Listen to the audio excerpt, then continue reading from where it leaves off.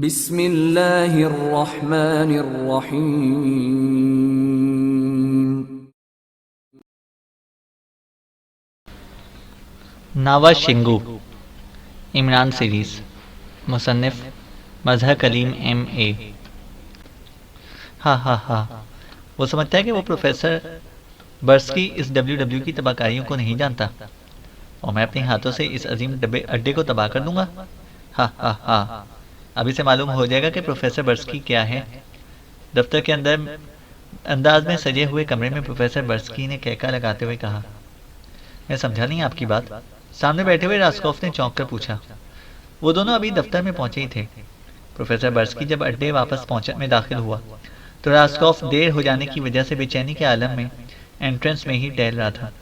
इसने प्रोफेसर से हालात पूछने की कोशिश की, लेकिन प्रोफेसर ने सिर्फ इस कदर बताया कि इसने वापस आते हुए नारोफ और इसके दो साथियों की लाशें झाड़ियों में पड़ी देखी हैं।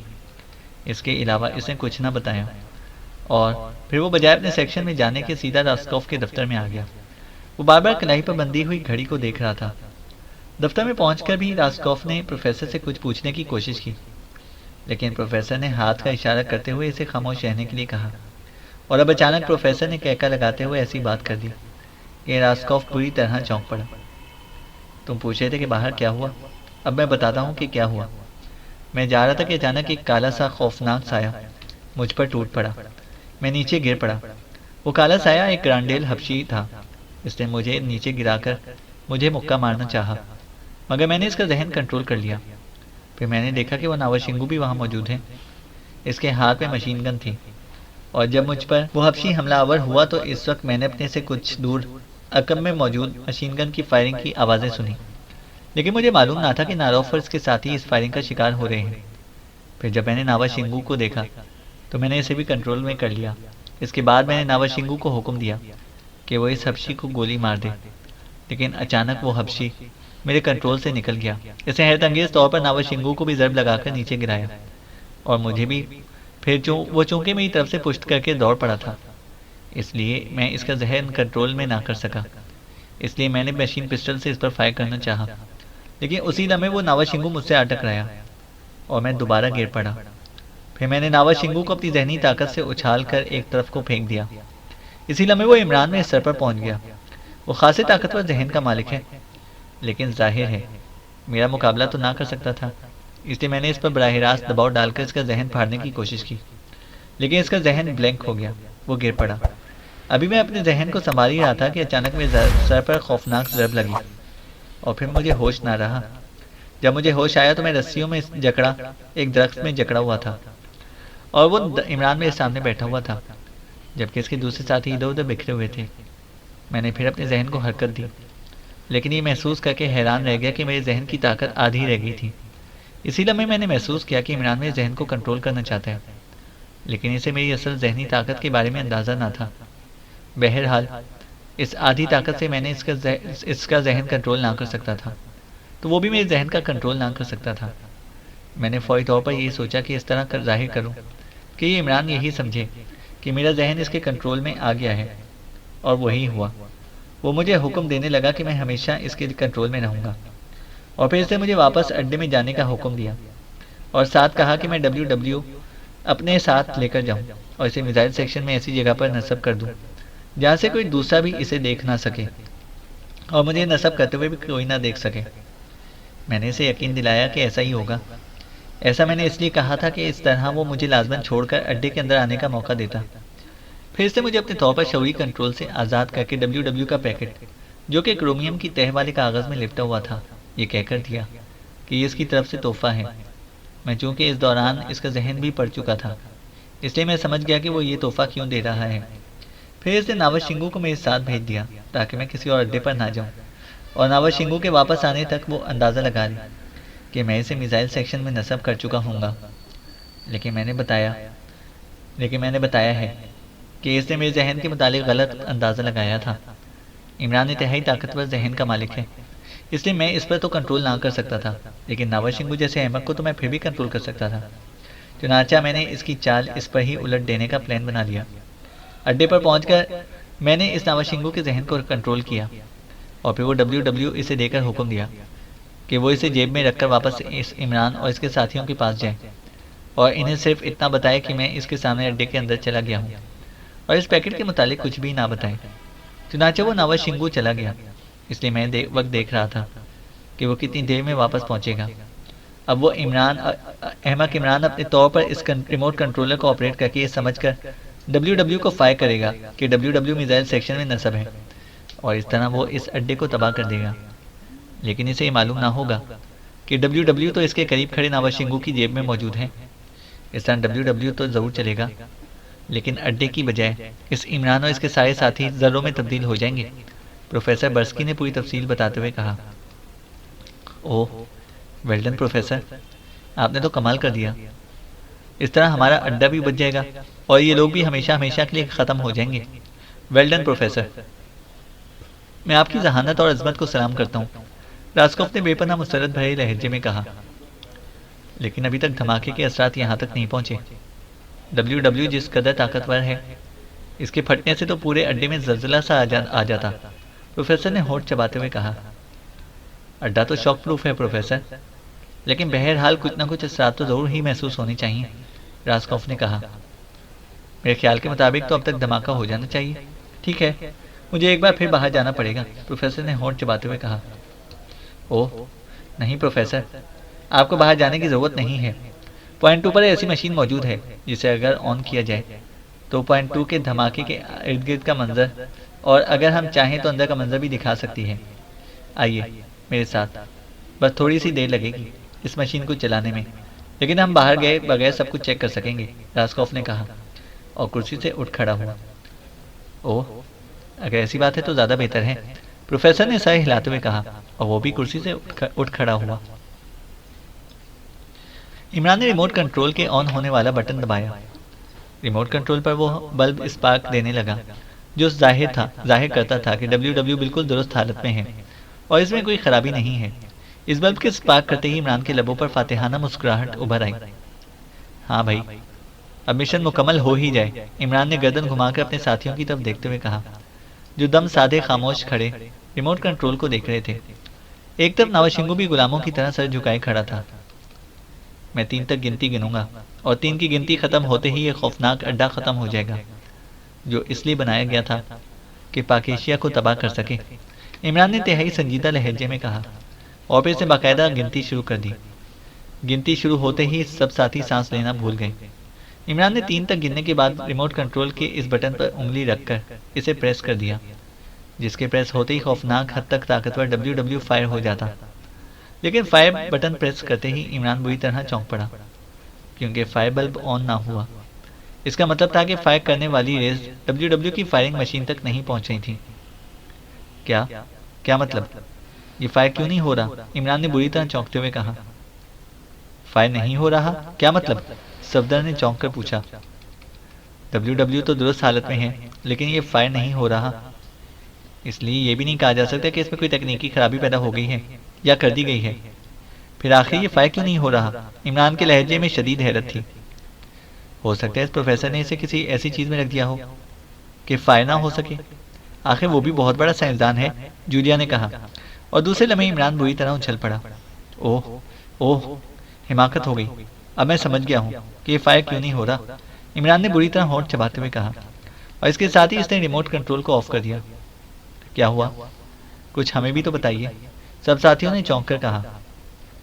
इस अहमद प्रोफेसर ने डब्ल्यू को क्रोमियम की तह वाले कागज से निकाले बगैर ही कहीं रख दिया है, और इस क्रोमियम की तह वाले कागज की वजह से फायरिंग रेज इस तक नहीं पहुंच रही। ओह वाकई मुझसे हिमाकत हो गई है, मुझे इस कागज से अलहदा करके देना चाहिए था, इमरान ने इसी तरह होंठ चबाते हुए कहा, और सबके हलक से तवील सांस निकल गए। इसका मतलब है कि डब्ल्यू भी हाथ से गया और अड्डा भी तबाह ना हो सका। अब क्या करना है? जूलिया ने मुंह बनाते हुए कहा। अब खुद जाकर अड्डा तबाह करना पड़ेगा। और क्या? इमरान ने सर हिलाते हुए जवाब दिया, और फिर वो नवाज शिंगू की तरफ मुखातिब हो गया। नवाज शिंगू, तुम जंगलों के मुहाफिज हो, कोई ऐसा रास्ता बताओ जिससे हम अड्डे के अंदर पहुंच सकें, इमरान ने एक ख्याल के तहत पूछा। आका इमरान, नवाज शिंगू ने सर उठाकर इमरान की तरफ देखते हुए कहा, और इमरान बुरी तरह चौंक पड़ा। इससे करीब से जब नवाज शिंगू की आंखों में झांका था तो इसे फौरन मालूम हो गया था कि नवाज शिंगू का जहन कंट्रोल्ड है। इसकी आंखें इसका साफ पता दे रही थीं। इमरान ने यह एहसास होते ही इसके जहन को टटोलना शुरू कर दिया, और शायद इसलिए नावाशिंगू बात करते करते रुक गया था। दूसरे लम्हे इमरान के चेहरे पर शदीद सरासीमगी के आसार फैलते चले गए। इसे नजर नावाशिंगू के चेहरे से हटाई और तेजी से नावाशिंगू पर झपट पड़ा। दूसरे लम्हे नावाशिंगू इसके सीने से जकड़ा खड़ा था। क्या क्या हुआ? सब लोग इमरान की इस हरकत से बुरी तरह चौंक पड़े। सफदर, इसकी जेब से WW को निकाल लो, जल्दी करो, इमरान ने चीख कर कहा, और इमरान का ये फिक्रा सारे साथियों पर बम बंद कर गिरा। क्या क्या मतलब? WW और इसकी जेब में? सफदर जैसे आदमी ने भी बुरी तरह बुखलाए हुए लहजे में कहा। जल्दी करो, निकालो इसे, इमरान ने तेज लहजे में कहा। तो सफदर नावाशिंगू पर झपट पड़ा, और बाकी चंद लम्हों बाद क्रोमियम की तह वाले कागज में लिपटा WW इसके हाथों में था। इमरान ने एक झटका देकर नावाशिंगू को एक तरफ किया और जल्दी से सफदर के हाथों से WW ले लिया। इसके चेहरे पर जल्जले के से आसार थे। ओह खुदाया, अगर ये फट जाता तो अड्डे की बजाय हमारे जिस्मों के ज़रात फिजा में बिखर जाते। मैं सोच भी ना सकता था कि WW हमारे पास खड़े नावाशिंगू की जेब में मौजूद होगा।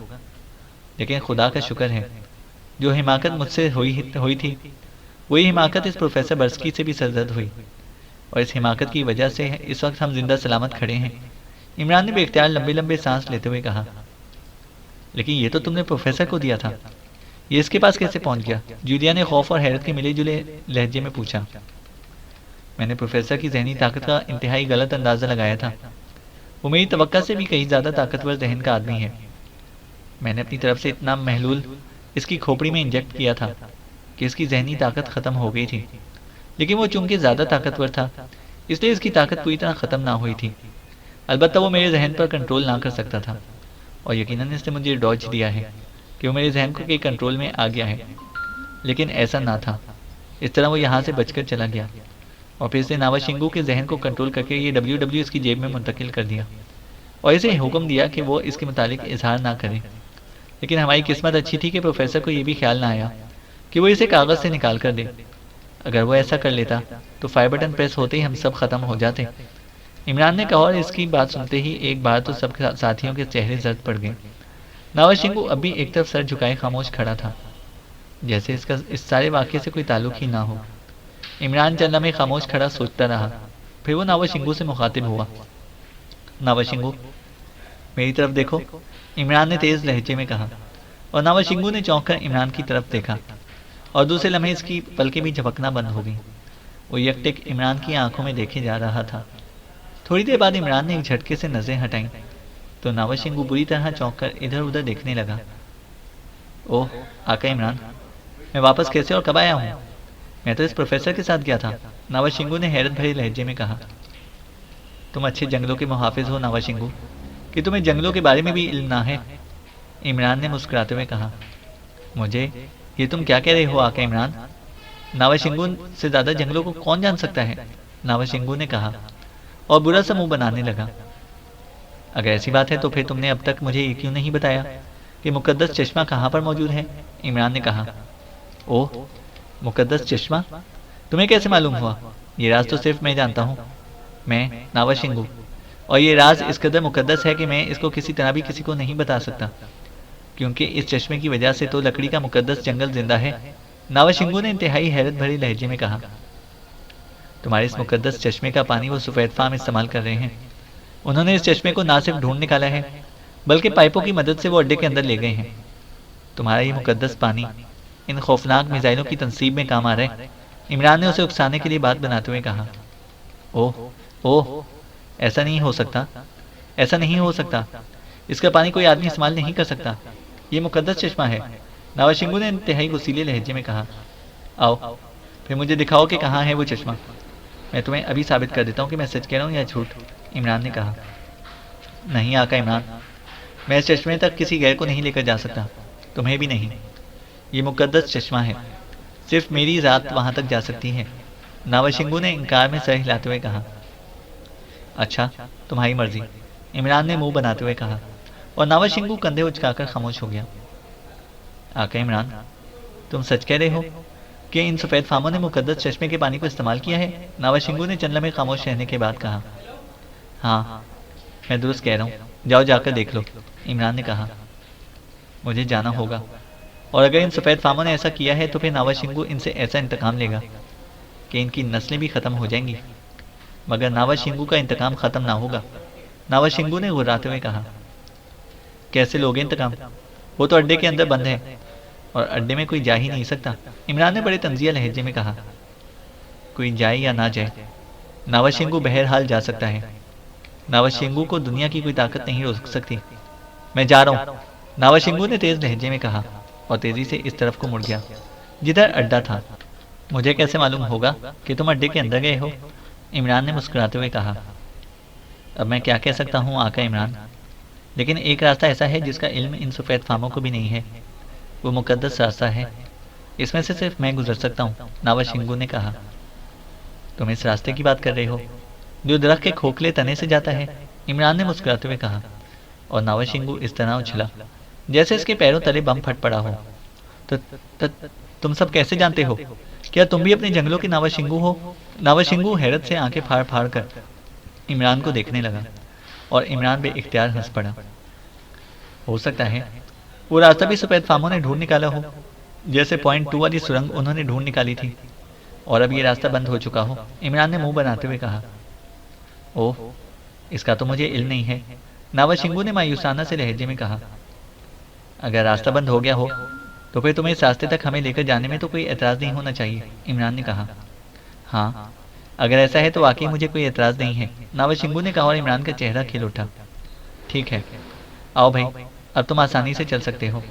आओ, तुम्हें इस मुकद्दस रास्ते की ज़ियारत कराऊं, इमरान ने कहा, और इन सब ने सर हिला दिए। फिर वो सब नावाशिंगू के साथ आगे बढ़ने के लगे।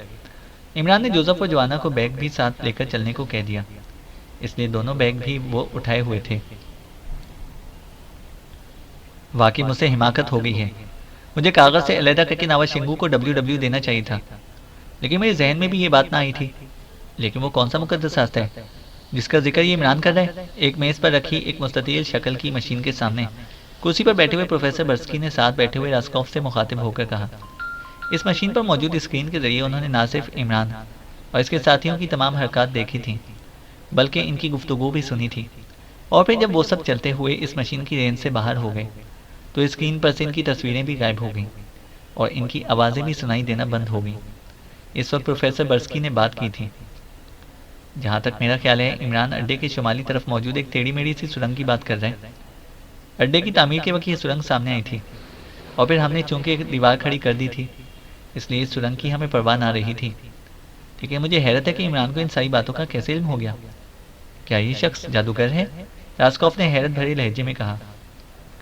मैं जानता हूँ इसे ये कैसे मालूम हुआ है। इसने नावाशिंगू के जहन को टटोल कर सब कुछ मालूम कर लिया है। चूंकि नावाशिंगू के नज़दीक चश्मा और रास्ते का महल वकू मुकद्दस है, इसलिए इनके गिर्द नावाशिंगू के जहन में मुकद्दस हाला बन गया है, और जहन टटोलने वाले इल्म के लिए यही मसला आज तक हल नहीं हो सका कि मुकद्दस हाले को कैसे क्रॉस किया जाए। मुकद्दस हाला इस कदर रासिख ख्यालात पर मबनी होता है कि इसे कोई जहनी कुव्वत क्रॉस नहीं कर सकती। यही वजह है कि इमरान को इतना तो मालूम हो गया है कि ऐसा रास्ता और ऐसा चश्मा मौजूद है। इसने इस रास्ते और चश्मे को भी देख लिया है, लेकिन चूंकि इनके महल वकू नावाशिंगू के जहन में मौजूद मुकद्दस धुंधले में लिपटे हुए हैं, इसलिए वो बावजूद कोशिश के इनके महल वकू तो मालूम नहीं कर सका। इसलिए इसने अंदाजे से बातें करके नावाशिंगू को उकसाया और साथ मिला लिया, लेकिन इसे मालूम नहीं कि रास्ता वाकई दीवार डालकर बंद कर दिया गया है। प्रोफेसर ने जवाब दिया। लेकिन इससे इसे क्या हासिल होगा? वो दीवार भी नहीं तोड़ सकता और पानी का पाइप भी, क्योंकि वो हमने पहले ज़मीन की इंतहाई गहराई तक ले जाकर फिर इसे मोड़कर ऊपर लेकर आए हैं, और वो भी फासले फासले से इस जोड़ में भी शीशा भरा हुआ है। रास्कॉफ ने कहा। तुम बोल रहे हो कि इसके पास WW है, इससे वो दीवार तो तोड़ ही डालेगा, प्रोफेसर ने कहा। नहीं प्रोफेसर, दीवार WW तो एक तरफ एटम बम से भी नहीं टूट सकती। इन दीवारों में ऐसे केमिकल्स इस्तेमाल किए गए हैं जो एटम बम बल्कि हाइड्रोजन बम के धमाके को भी जज़ब करके बेकार कर सकते हैं, रास्कॉफ ने जवाब दिया। ओह, फिर ठीक है, लेकिन अब इनका खात्मा भी तो होना चाहिए, वरना ये हमें सुकून से मिशन मुकम्मल ना होने देंगे, प्रोफेसर ने होंठ चबाते हुए कहा। एक सूरत है कि जब ये इस रास्ते में दाखिल हो जाएं तो हम अड्डे का रास्ता खोल दें और इस दहाने तक जाएं, और फिर इस दहाने के अंदर मिसाइल फिट करके इसे फायर कर दें। इस तरह ये दोनों तरफ से फंस जाएंगे, आगे दीवार और पीछे मिसाइल, इस तरह इनका खात्मा यकीनी हो जाएगा, रास्कॉफ ने कहा। मगर तुम वो दहाना जानते हो? प्रोफेसर ने चौंक कर पूछा। बिल्कुल जानता हूँ। कंप्यूटर सर्वे रिपोर्ट मेरे पास मौजूद है। इसमें इस सुरंग और इसके दहाने की पूरी तफसील मौजूद है, रास्कॉफ ने कहा। फिर ठीक है, लेकिन ऐसा करने के लिए जाएगा कौन? क्या तुम जाओगे? प्रोफेसर ने कहा। जाहिर है मुझे ही जाना पड़ेगा। अगर नौरव और किशन जिंदा होते तो मैं इन्हें भेजता, लेकिन अब तो मुझे खुद ही जाना होगा, रास्कॉफ ने कहा। मैं भी तुम्हारे साथ जाऊंगा। चलो उठो। 111 मिसाइल इनके लिए यकीनी मौत बन जाएगा, और ये मिसाइल मैं ही फिट कर सकता हूँ, तुम नहीं, प्रोफेसर ने कहा। और रास्कॉफ सर हिलाता हुआ उठ खड़ा हुआ। थोड़ी देर बाद रास्कॉफ एक 10 फीट लंबा सुर्ख रंग का मिसाइल कांधे पर उठाए अड्डे से निकलकर बाहर जंगल में आया, तो प्रोफेसर भी इसके साथ मौजूद था, और दोनों तेज से कदम उठाते शुमाल की तरफ बढ़ने लगे। तकरीबन आधे घंटे के बाद रास्कॉफ एक पुराने शाहबलूत के दरख्त के सामने पहुंचकर रुक गया। इस दरख्त का तना बेहद चौड़ा था, और इस वक्त इस तने के अंदर बाकायदा एक खला सा साफ नजर आ रहा था। रास्कॉफ ने एहतियात से आगे बढ़कर इस खला के अंदर झांका। इस खला से एक सुरंग नुमा रास्ता नीचे गहराई की तरफ उतरता चला गया था। यह है दहाना, रास्कॉफ ने प्रोफेसर से मुखातिब होकर कहा। मैं समझ गया हूँ। ये बताओ कि यहाँ से हमारे अड्डे की दीवार कितने फासले पर होगी? प्रोफेसर ने पूछा। सिर्फ आधा किलोमीटर का फासला होगा, रास्कॉफ ने जवाब दिया। काफ़ी है। 111 मिसाइल इस पूरी सुरंग में खौफनाक तबाही फैला देगा, और फिर इनके पास WW भी है, वो भी फट जाएगा। और इस खला की मौजूदगी बता रही है कि ये लोग अंदर सुरंग में मौजूद हैं। उतारो इस मिसाइल को, प्रोफेसर ने कहा, और रास्कॉफ ने सर हिलाते हुए कांधे पर लदे हुए मिसाइल को दरख्त के तने के साथ एहतियात से रख दिया। प्रोफेसर ने मिसाइल को उठाया और फिर खला के दरमियान रखकर इसे इस तरह एडजस्ट करने में मसरूफ हो गया कि मिसाइल फायर होने के बाद इधर उधर जाने की बजाय ठीक सुरंग के अंदर दौड़ता हुआ आगे जाए। थोड़ी सी कोशिश के बाद वो इसे एडजस्ट करने में कामयाब हो गया, तो फिर वो पीछे हट गया। कदमों के निशानात भी मौजूद हैं अंदर जाते हुए, रास्कॉफ ने कहा। हाँ, मैंने भी देखे हैं। अब ये किसी सूरत भी बच ना सकेंगे। अब ये पूरी तरह चूहेदान में फंस गए हैं, प्रोफेसर ने कहा, और फिर इसने जेब से मिसाइल का चार्जर निकाल कर और इसे एडजस्ट करने लगा। चंद लम्हों बाद इसने हॉर्न भेजे और मिसाइल को फायर कर दिया। चार्जर का फायर बटन दबते ही मिसाइल सर की तेज आवाज़ से उछला और अंदर सुरंग में गायब हो गया।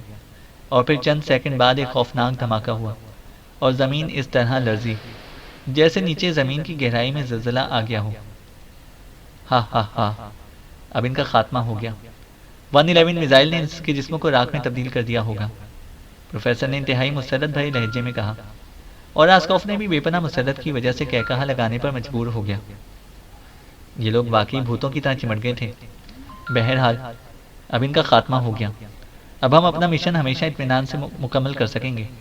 इस तरह पाकिस्तान का गरूर हमेशा हमेशा के लिए टूट जाएगा, रास्कॉफ ने हंसते हुए कहा। और फिर वो दोनों वापस अड्डे में जाने के लिए मुड़ गए। इनके चेहरों पर गहरा इत्मीनान मौजूद था। स्पेशल वे पर पहुंचकर वो दोनों अंदर दाखिल हुए, और रास्कॉफ ने स्पेशल वे ऑफ करके अड्डे को एक बार फिर महफूज बना दिया। अब मैं अपने काम पर जा रहा हूँ। पहले भी इन लोगों के चक्कर में काम में काफ़ी हर्ज हो गया है, प्रोफेसर बर्स्की ने अंदर दाखिल होते हुए कहा। यस प्रोफेसर, मैं भी बुरी तरह थक गया हूँ, इसलिए मैं भी आराम करना चाहता हूँ, रास्कॉफ ने सर हिलाते हुए कहा। और फिर वो एक राहदारी में मुड़कर अपने दफ्तर वाले हिस्से की तरफ बढ़ गया, जिसके साथ ही इसके आराम करने का कमरा मौजूद था। चैनल को सब्सक्राइब करें और बेल आइकन को प्रेस करें ताकि हमारी हर अपडेट आपको बर वक्त मिल सके।